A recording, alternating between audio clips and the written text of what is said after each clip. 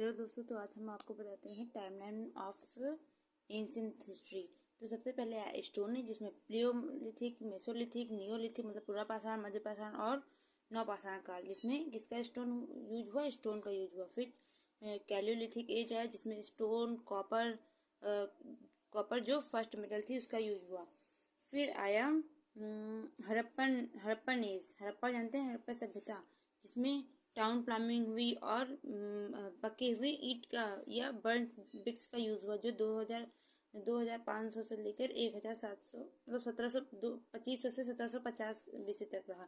फिर आया वैदिक पीरियड जिसमें आर्य आए थे, स्टार्ट अराइवल ऑफ आर्यंस, जिसमें दो पार्ट हैं, जिसके अर्ली ऋग्वैदिक पीरियड और लेटर वैदिक पीरियड। तो अर्ली में ऋग्वेद की खोज हुई जिसमें से 1500 बीसी से 1000 बीसी तक ये चला, फिर काल रहा। उसके बाद लेटर वैदिक पीरियड में यजुर्वेद, सामवेद, अथर्ववेद, पुराण, उपनिषद हुआ था। इसमें फर्स्ट चीज आयरन का यूज होने लगा।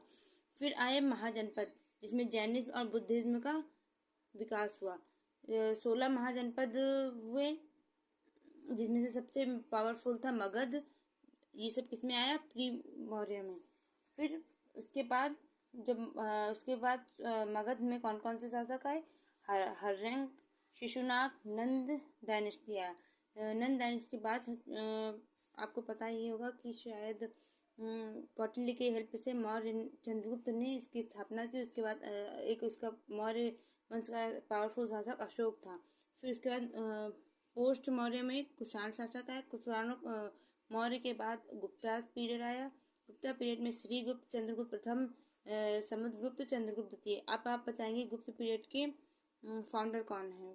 फिर पोस्ट गुप्ताज आएंगे जिसमें हर्षवर्धन है जिनकी राजधानी कन्नौज है, कन्नौज थी। उस कन्नौज को जीतने के लिए बाद में ट्रिपेटल स्ट्रगल हुआ, 3 लोगों में युद्ध हुआ। कौन से 3 लोग हैं, पाल, प्रतिहार, राष्ट्रकूट। पाल गुजरात के साइड में थे, बंगाल की साइड में, प्रतिहार गुजरात की साइड में थे, पाल बंगाल की साइड में थे और साउथ में राष्ट्रकूट थे। और कहाँ के लिए, कन्नौज के लिए लड़ाई हो रही थी। Thank you and subscribe.